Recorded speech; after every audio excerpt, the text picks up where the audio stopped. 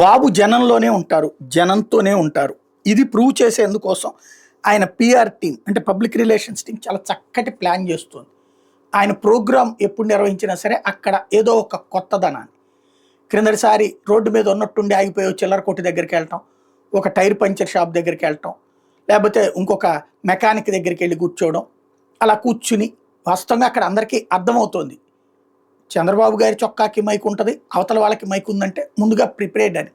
కానీ అలాగే జనంతో ఇంటరాక్ట్ అవ్వడం. ఇవాళ బాబు గారు అంటే సీఎం స్థాయిలో ఉన్న వ్యక్తి ఒకళ్ళతో అట్లా మాట్లాడుతున్నట్టు చుట్టుపక్కల జనం అంతా ఎగబడుతున్నారు. కానీ అలా ఎగబడకుండా జాగ్రత్తలు తీసుకుని అక్కడ ఇంటరాక్షన్ జరిగిందంటే ఒక డిఫరెంట్ చంద్రబాబు గారిని చూపెడుతున్నారు.